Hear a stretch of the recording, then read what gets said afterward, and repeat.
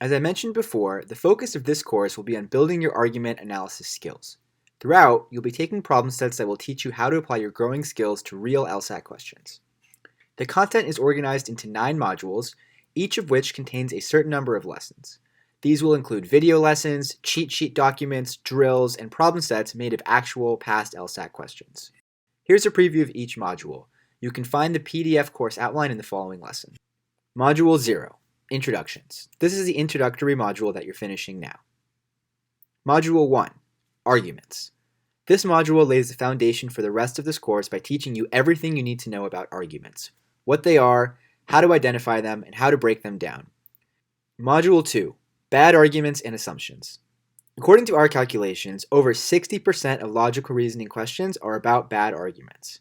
By bad argument, we simply mean any argument that isn't 100% airtight. This module will teach you how to spot a bad argument, all the ways in which an argument can be bad, and the different things that the LSAT will ask you to do with the bad arguments that it gives you.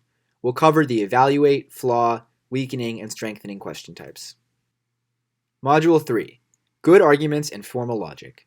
This module will be primarily about teaching you the language of formal logic, which is a language that we use to make sense of perfect arguments.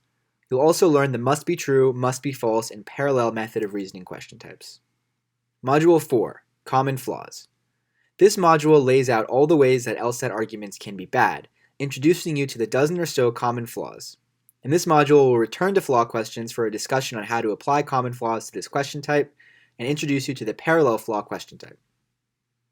Module 5, Turning Bad Arguments into Good Arguments, or Bridging. This module is a bridge between modules 2 and 3. You're learning how we turn bad arguments into good ones. This requires skills from both modules. You'll be combining the skills of assumptions and formal logic that you learned in previous units. You need to know how to identify weaknesses in arguments, as well as how to transform those weaknesses to fix the mistakes in the argument. This module will introduce you to the sufficient assumption, necessary assumption, and principal question types. Module 6, Hard Answer Choices and Descriptive Analysis. This module is all about the third core logical reasoning skill, describing arguments. We'll give you different tools for identifying the simple argument structures that repeat themselves over and over again across the LSAT, as well as how you can describe them when you spot them. This module won't introduce any new question types, but will have you work through several question types you're already familiar with at this point.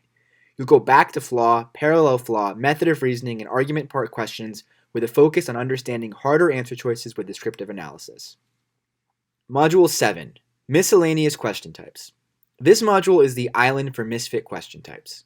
It covers all the question types that don't neatly fit into the 3 central LR skills, namely agree, disagree, and paradox.